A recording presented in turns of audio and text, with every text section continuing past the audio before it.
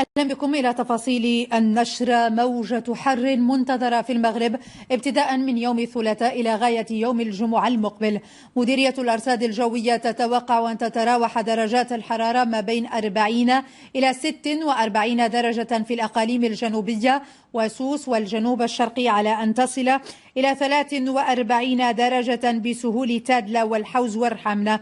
أما باللكوس فمن المنتظر أن تصل درجات الحرارة إلى 41 درجة.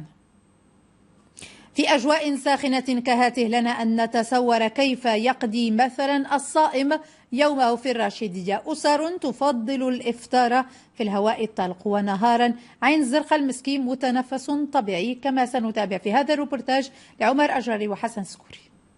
في أجواء رمضانية تتسم بارتفاع درجات الحرارة، يقصد العديد من سكان مدينة الراشدية العين الزرقاء مسكي هذا الفضاء الطبيعي الذي يوفر جوا ملائما لقضاء ساعات النهار الحارقة.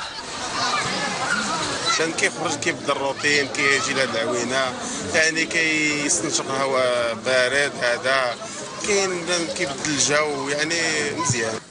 وتقبل العديد من الأسر على إعداد الفطور بالهواء الطلق للخروج من الرتابة والروتين اليومية.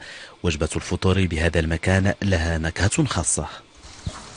الفطور هنا غادي يكون بطبيعة الحال احسن من الدار بزاف، حيت هنايا كاين شويه اجواء ديال لومبيونس، وكاين البرد، وكاين اللي بغى يعوم، وكتبدل شويه الدار، حيت الدار كتكون شويه سخونه في هذا الجو ديالها سخون بزاف. كنفتقدوا غير التلفاز صراحه، مع داك البرامج ديال متعودين داكشي كنشوفوهم هذا، يعني هذا هو اللي كاين، هذا هو اللي كنعاودوهم من غدا وداك الشيء. ولكن هنا صراحه ما كنسخاوش نمشيو، فرق كبير، لا علاقه ما بين الفطور في الدار ويعني الفطور في هذا.